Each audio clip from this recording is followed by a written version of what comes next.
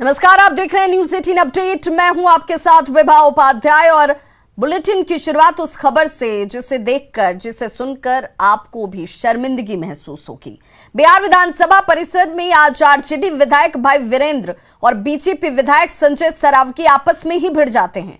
RJD विधायक भाई वीरेंद्र ने अभद्र भाषा और असंसदीय भाषा का इस्तेमाल किया।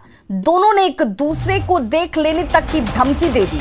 विधानसभा परिसर में मौजूद पत्रकारों ने बीच बचाव कर मामले को शांत कराया। आरजेडी विधायक भाई वीरेंद्र इस दौरान अपना आपा खोते हुए नजर आए।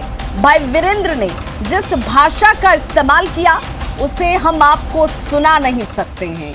किसी विधायक के मुंह से ऐसी भाषा सवाल खड़े करती है कि लोकतंत्र के मंदिर के उस परिसर में, जहां से आपको जनता के बीच एक बड़ा संदेश देने की जरूरत होती है, उस परिसर में ऐसी भाषा का इस्तेमाल ये माननीय कर रहे हैं जिनका चयन बिहार की जनता ने बड़ी उम्मीदों के साथ किया था। वो इस प्रांगण की मर्यादा को भूल जाते हैं, वो जनता के उत्तरदायित्व को भूल जाते हैं, वो संस्कार को भूल जाते हैं जो बिहार में और बिहार की धरती में आपको मिलती है। ये देखिए, ये वो माननीय है और जिन शब्दों का इस्तेमाल किया जा रहा है वो शब्द हम आपको सुना नहीं सकते हैं, इसीलिए हम आपको इन चित्रों के जरिए ये बताने की कोशिश कर रहे हैं कि हुआ क्या आज।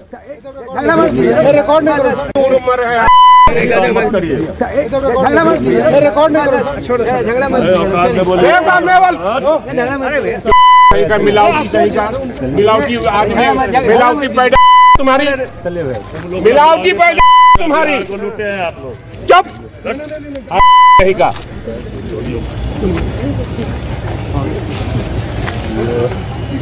तेल मिलावटी करके बेचता है, कमाता है, हमको तुम करेंगे, मारे हो जाएगा।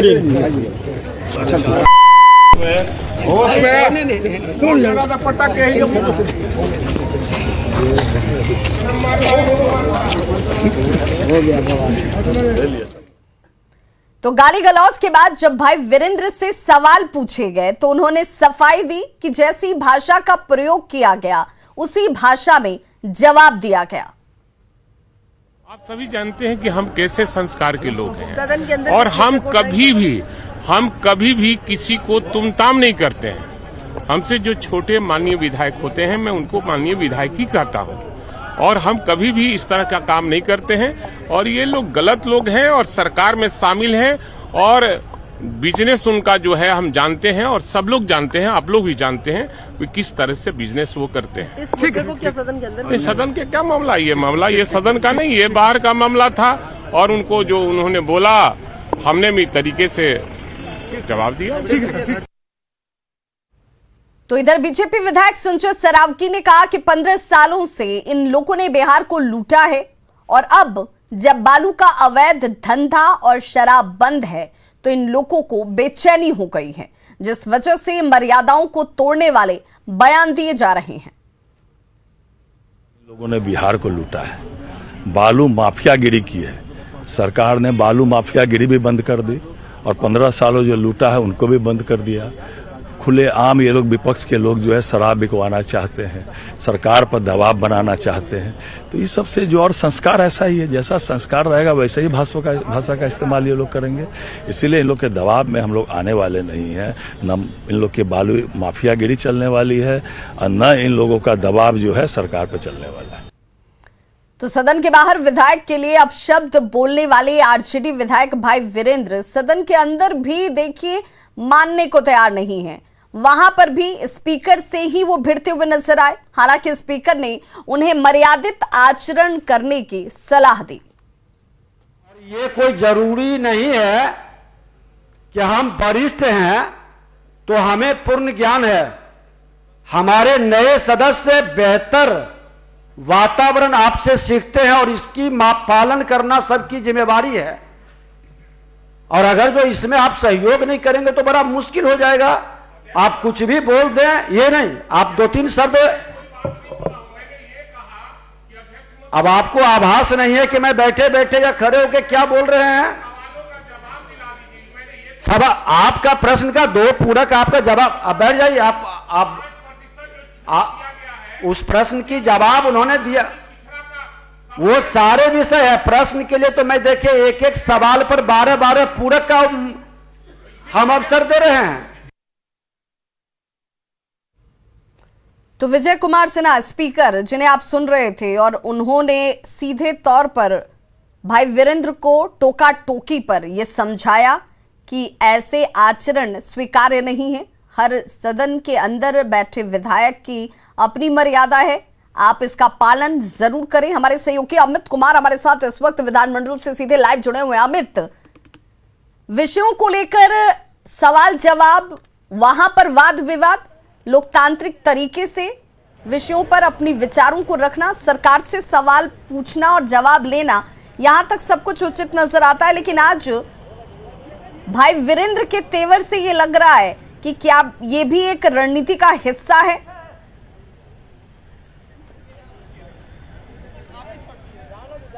देखिए, ऐसा नहीं कहा जाएगा, क्योंकि जिस तरह से भाई वीरेंद्र जो हैं उलझ पड़े संजय सरावगी और भाई वीरेंद्र के बीच जो नोकझोंक शुरू हुई, वो क्यों शुरू हुई इसकी खबर भी थोड़ी देर में आप दर्शकों को दिखाएंगे। विवाह दरअसल एक सवाल हमने किया था कि बिहार में जो शराबबंदी है और उसको लेकर के सदन के अंदर हंगामा हो रहा है, तो ऐसे में इसके लिए जिम्मेवार कौन है, और वहीं से ये नोकझोंक शुरू हुई। भाई वीरेंद्र के ऊपर संजय सरावगी ने कहा कि विपक्ष के लोग जो है वो शराब बेचवा रहे हैं। भाई वीरेंद्र को ये बात जो है नागवार गुजरी, और उसके बाद थोड़ी हल्की फुल्की जो है बहस दोनों में शुरू हुई।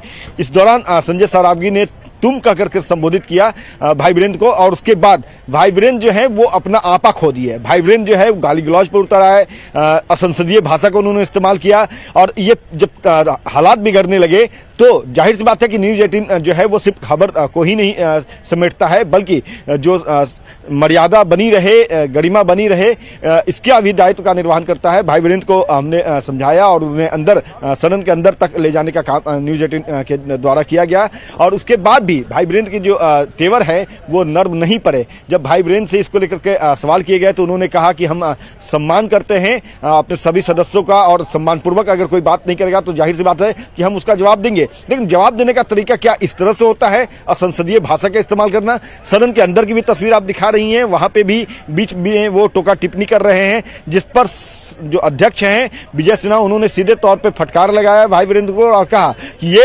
अमर्यादित जो आचरण है वो स्वीकार नहीं है, आप मर्यादा में रहिए, आप पुराने सदस्य हैं। तो जाहिर सी बात है कि भाई वीरेंद्र का मिजाज जो है आज कहीं ना कहीं काफी उनका तेवर जो है वो तल्ख रहा, और इस कारण से सदन के बाहर जो तस्वीर देखने को मिली, सदन के अंदर भी जिस तरह से वो उलझ पड़े अध्यक्ष से ही, तो जाहिर सी बात है कि अमर्यादित जो आचरण है उसको लेकर के सवाल उठेंगे।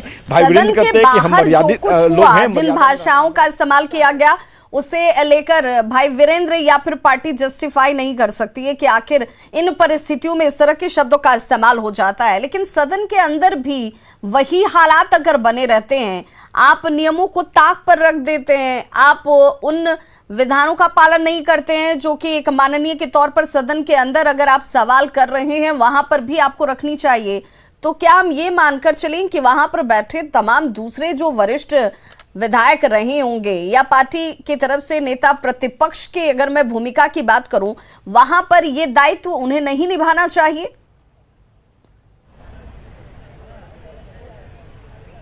देखिए, जहां तक बात नेता प्रतिपक्ष की है तो तेजस्वी यादव जिस समय ये पूरी घटनाक्रम हुई थी, जिस समय विधानसभा अध्यक्ष जो है वो फटकार लगा रहे थे भाई वीरेंद्र को, उसी समय नेता प्रतिपक्ष तेजस्वी यादव और उनके साथ आरजेडी विधायक तेजप्रताप यादव पहुंचे। तेजस्वी यादव जो है पूरे मसले को वो समझ रहे थे, और इसी दौरान भाई वीरेंद्र जो है वो लगातार उलझ रहे थे एक दूसरे सदस्यों के साथ। सत्ता पक्ष के कुछ सदस्य थे तो कहा सुनी हो रही थी, तो बीच में भाई वीरेंद्र को उन्होंने बैठने का इशारा किया। उसके बाद भाई वीरेंद्र बैठे, फिर वो उठे और फिर वो बोलना शुरू कर दिए। तो कह सकते हैं विवाह कि भाई वीरेंद्र का मिजाज जो है वो आज काफी तल्ख रहा है, और कहीं न कहीं अब इस पूरे मसले पर तेजस्वी यादव क्या कहते हैं, चूंकि नेता प्रतिपक्ष हैं, अपने दल के विधायकों के वो नेता हैं, तो जाहिर सी बात है कि उनसे भी सवाल होंगे, उनका क्या कुछ कहना होगा ये देखना अहम होगा। लेकिन सबसे अहम और सबसे बड़ी बात है कि जिस लोकतंत्र का मंदिर कहा जाता है विधानसभा, जहां आज सदन की कार्रवाई चल रही है, यहां पे अमर्यादित भाषा का इस्तेमाल करना लोकतंत्र के लिए कभी भी शोभनीय नहीं कहा जाएगा। कह सकते हैं कि संजय सरावगी कहीं न कहीं उन्होंने थोड़ी सी जो है पेशेंस रखी। अगर वो आपाक होते तो शायद तस्वीर और बिगड़ सकती थी, लेकिन हालात बिगड़े इससे पहले हमने चीजों को समेटा और न्यूज 18 ने अपना पूरे तौर पे दायित्व जो है इसका निर्वहन किया। और सामने आने के बाद कम से कम अब ये संवेदनशीलता जरूर बढ़ती जानी चाहिए, ये हम जरूर उम्मीद कर सकते हैं अपने इन माननीयों से। बहुत बहुत शुक्रिया अमित इस तमाम जानकारी के लिए आपका। तो बिहार विधानसभा की कार्रवाई के दूसरे दिन, चूंकि आज ये दूसरा दिन है इस कार्रवाई का, और कांग्रेस ने सदन के बाहर नीति आयोग की रिपोर्ट को लेकर देखिए हल्ला बोल दिया। हाथों में विधायकों के तख्तियां हैं जिसमें बिहार में विकास का अंतिम पायदान देखिए। यहां वो तमाम सवाल हैं जो इन तख्तियों पर लिखे गए थे और जायजा लिया हमारे सहयोगी अमित कुमार ने। बिहार विधानसभा के दूसरे दिन कांग्रेस जो है वो नीति आयोग के साथ दूसरे जो मुद्दे हैं उसको लेकर के यहाँ पे विरोध प्रदर्शन कर रही है। कांग्रेस के जो विधायक हैं देख सकते हैं यहाँ पे अजीत शर्मा हैं, उनके अलावा जो अन्य विधायक हैं वो मौजूद हैं और सीधे तौर पे इनका ये कहना है कि क्या है बिहार सरकार का योगदान, बिहार में है विकास का अंतिम पायदान, डबल इंजन की सरकार शर्म करो, ये भी लिख रहे हैं। नीति आयोग के प्रश्नों का जवाब दो ये बोल रहे हैं। तो हम बात भी करते हैं यहाँ पे। मैडम क्या आप विरोध प्रदर्शन किस बात पे? इधर आपने जैसा कि देखा होगा कि डबल इंजन की जो सरकार है, माननीय नीतीश कुमार जी की सरकार 16 वर्ष का अपना उत्सव मना रही है। एक तरफ उन्हीं के पार्टी के जो नीति आयोग है, एनडीए की सरकार है केंद्र में, और नीति आयोग का रिपोर्ट है कि बिहार गरीबी रेखा में सबसे निचले पायदान पे है। तो ये शर्म आनी चाहिए। और निश्चित रूप से गांव में जाइए तो लोगों को जीने के लिए मूलभूत सुविधाएं नहीं है। उसी के तरफ हम लोग बिहार आवाज बुलंद का ध्यान आकृष्ट कराना चाहते हैं कि भाई आप उत्सव मनाना बंद कीजिए और बिहार की जनता को मूलभूत जो सुविधाएं हैं उपलब्ध कराइए, उनको रोजगार दीजिए, उनकी गरीबी कोरोना में जो रोजगार चले गए उनको रोजगार दीजिए। नेचुरली ये मुद्दे बहुत ही बिहार के ताल्लुक से ये मुद्दा बहुत ही सही मुद्दा है। और जिस तरह का नीति आयोग ने टिप्पणी की है, जिस तरह के इंडेक्स हमारे बता रहे हैं उससे बिहार पीछे गया है दूसरे राज्यों के मुकाबले में। तो यह बात बिहार सरकार को समझनी चाहिए। डबल इंजन की सरकार अपने गवर्नेंस के मामले में फेल हो चुकी है। गवर्नेंस के मामले में फेल हो चुकी है, ये कहना है कांग्रेस के ये विधायक हैं शकील अहमद। सीधे तौर पे इनका कहना है कि सरकार जो है वो कई मायनों में पिछड़ चुकी है और इस कारण से नीति आयोग की जो रिपोर्ट है वो सरकार की जो तस्वीर है वो साफ रख रही है और इसको लेकर के आवाज बुलंद जो है वो कांग्रेस सदन के बाहर कर रही है, अंदर भी करेगी। अमित कुमार, न्यूज 18 पटना। बेगूसराय में पंचायत चुनाव की मतगणना के दौरान मामूली विवाद में कल रात 2 युवकों को गोली मार दी जाती है, जिसमें एक युवक की मौके पर ही मौत हो गई जबकि दूसरा गंभीर रूप से घायल है। बताया ये जा रहा है कि मटिहानी प्रखंड की सोनापुर पंचायत के वार्ड 16 से पूजा देवी और विमला देवी चुनाव लड़ रही थी। 26 नवंबर को मतगणना में पूजा देवी चुनाव जीत गई, जिसके बाद ये आरोप है कि पूजा देवी के समर्थक अजीत सिंह की विमला देवी के बेटे कुणाल कुमार ने कहा सुनी होती है और इसी दौरान अजीत सिंह ने कुणाल कुमार को धमकी भी दे डाली। मृतक कुणाल कुमार के परिजनों का यह आरोप है कि इसी को लेकर अजीत सिंह ने अपने भांजे बटोही से उनके बेटे की हत्या करवा दी। घटना के बारे में बताया जा रहा है कि कुणाल के भाई अमित कुमार की 5 दिसंबर को शादी तय थी, जिसे लेकर कुणाल अपने दोस्त मुरारी के साथ बेगूसराय बाजार में खरीदारी करने गया था, जहां उससे गोली मारी गई। कल क्या हुआ कि इसका दोस्त जो मुरारी सिंह है जिनको हाथ में गोली लगा है उनके साथ गया था आकाशपुर, बटोही नाम है, बटोही सिंह के पास, और बटोही सिंह 2 आदमी था। उसको ले गया भगवानंदपुर के तरफ से और उधर जो है सो बटोही ने गोली मारा है और साजिश है इनका मुकेश कुमार भुल्लू सिंह और अजीत कुमार सिंह। बगहा के रामनगर में बारातियों से भरी बस ट्रक से जाकर टकरा गई। इस हादसे में 10 से ज्यादा लोग घायल हुए हैं। घटना रामनगर लौरिया पथ के बैकुंठवा स्थान के हादसे के शिकार बस पिपरा से रामनगर लौट रही थी और यह भी बताया जा रहा है कि कोहरे की वजह से बस की ट्रक के सामने से टक्कर होती है। घायलों को फिलहाल रामनगर पीएससी में भर्ती कराया गया, जिनमें से 8 की हालत गंभीर होने के बाद उन्हें बेहतर इलाज के लिए रेफर कर दिया गया। तस्वीरें आपके सामने, कोहरे की वजह से कोहराम की ये तस्वीरें हैं जहां पर ट्रक से बस की जोरदार टक्कर हुई है। रामनगर पीएससी में फिलहाल घायलों को इलाज के लिए भर्ती कराया गया। 8 लोगों की स्थिति गंभीर बताई जा रही है।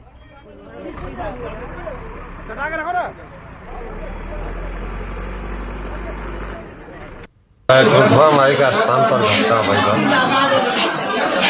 कितना ट्रक कला ले आके डायरेक्ट ठोक दिला बस। बारात कहाँ से कहाँ गए? सगनी से खान पिपरा गई रहा, खान पिपरा से लौटानी रहा। मुंगेर में यूरिया खाद को लेकर किसानों के बीच मारामारी मची हुई है। हवेली खड़गपुर प्रखंड कार्यालय के बिस्कोमान भवन में खाद को लेकर किसानों की लंबी कतारें लगी हैं। तस्वीरें आपके सामने देखिए और ये है खाद को लेकर मारामारी की वो तस्वीर जिसमें बड़ी संख्या में लोग अहले सुबह से जाकर कतारों में लग जाते हैं। बड़ी संख्या में पहुंचे किसानों को यह आशंका है कि खाद की बोरियां कम हैं और लेने वाले ज्यादा हैं। ऐसे में किसानों में नाराजगी भी दिख रही है। भारी संख्या में पहुंची भीड़ को नियंत्रित करने के भी कोई इंतजाम यहां पर नजर नहीं आ रहे।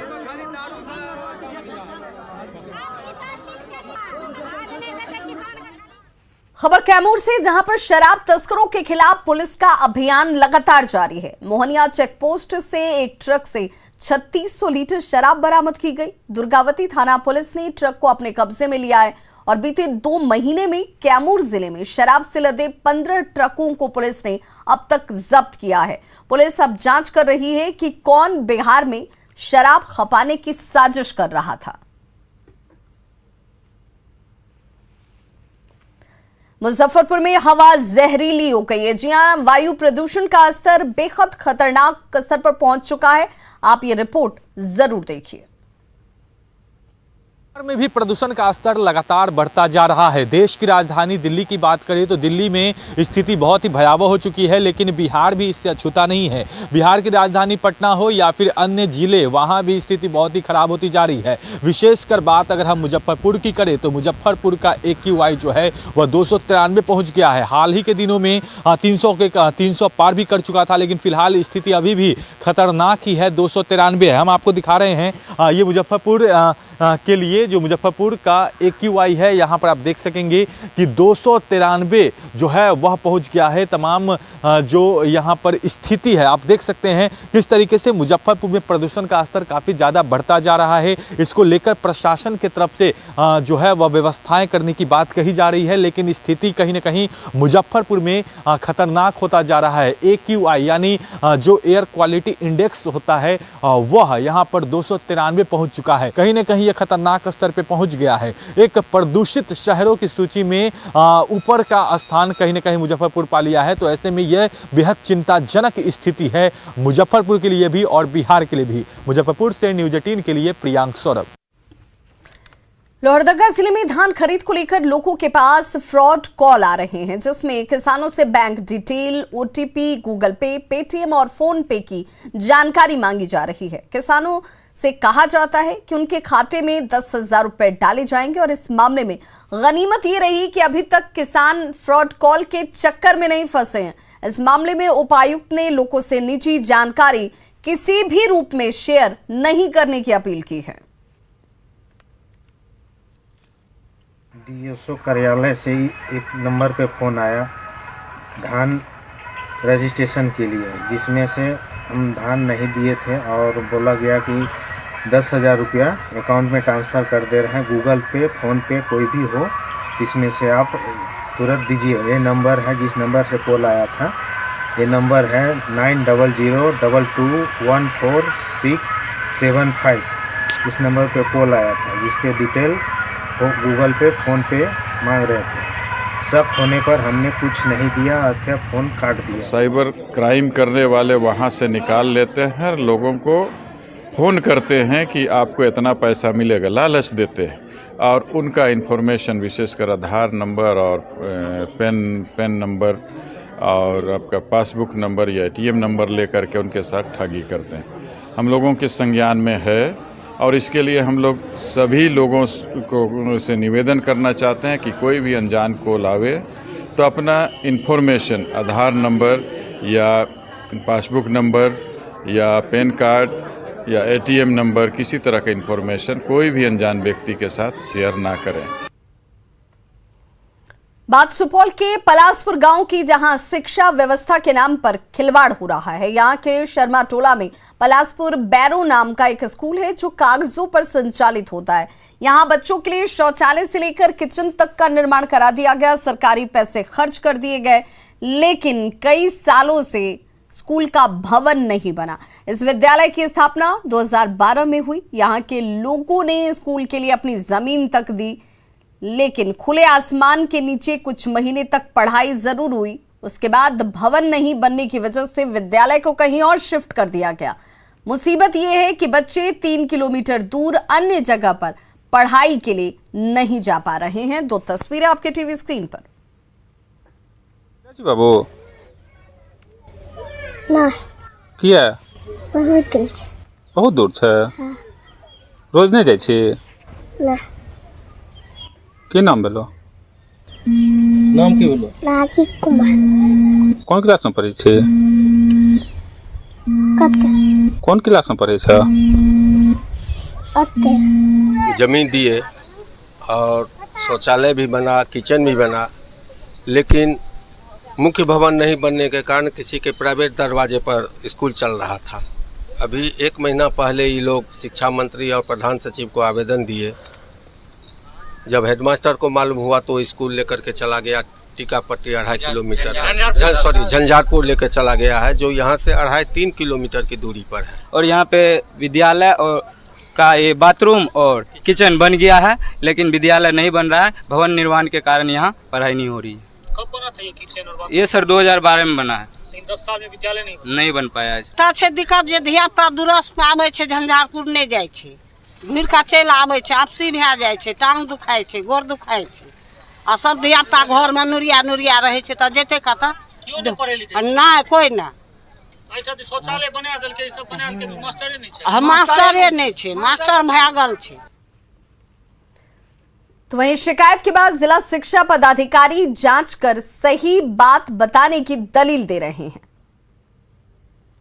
निर्णय था कि जो स्कूल भवनहीन है उस स्कूल को टैग करना था उसके नज़दीक के विद्यालय में। यह विभागीय आदेश आया था 13 या 14 में। अगर टैग नहीं किया गया है तो उस इशू को हम लोग जांच करा लेंगे, लेकिन जहाँ तक आप कह रहे हैं किचन बना हुआ है और रसोई किचन बना हुआ है और बाथरूम बना हुआ है, उसमें उसको ज़मीन मिला होगा, उसमें वहाँ बना था, लेकिन भवन नहीं रहने के कारण उसको टैग कर निर्देश यह था। अगर कुछ डिफॉल्केशन होता उसको जांच करा के हम लोग नियमानुसार कार्रवाई के लिए विभाग को लेकर। और बड़ी खबर इस वक्त समस्तीपुर से आ रही है। पंचायत चुनाव लड़ रहे प्रत्याशी की पीट कर हत्या कर दी गई है।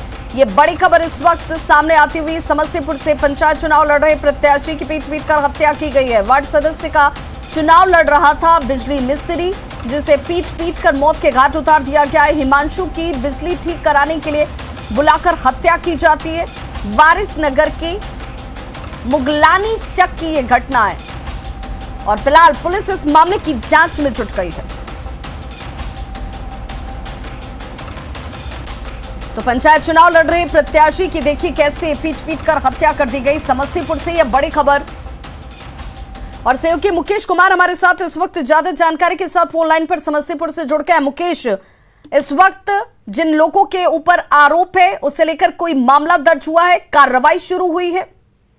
जी विभाग इस पूरे मामले में जो वार्ड सदस्य का चुनाव रहे हैं उनके शव को पोस्टमार्टम की प्रक्रिया कराई जा रही है और पुलिस के द्वारा जांच शुरू कर दी गई है। हालांकि इस मामले में अभी प्राथमिकी दर्ज नहीं की गई, लेकिन शक के आधार पर एक आरोपी को पुलिस ने हिरासत में लिया है, जिससे पूछताछ की जा रही है। और घटना के बाद से जो सत्तो राय है आरोपी, जिनके घर पर शव बरामद हुआ है, जिनपे आरोप है कि बिजली ठीक कराने के लिए जो प्रत्याशी थे बिजली मिस्त्री भी थे और उनको बुलाया गया था, और उसके बाद घटना के बाद से सत्तो राय पूरे परिवार के साथ वहां से फरार है। और जो जानकारी वहां पे ग्रामीण सूत्र से मिल रही है, ये मामला प्रेम प्रसंग का भी हो सकता है। जो ग्रामीण बता रहे हैं, जो घर पे बंद करके वहां पे पंचायत भी बुलाई गई थी। हालांकि पुलिस इसकी पुष्टि नहीं करती है, लेकिन जो अभी तक मामला सामने आया है उसमें एक यह भी पहलू आ रही है और पुलिस का कहना है जांच के बाद जो भी मामला सामने आएगा उसको लेकर बहुत बहुत शुक्रिया मुकेश इस तमाम जानकारी के लिए।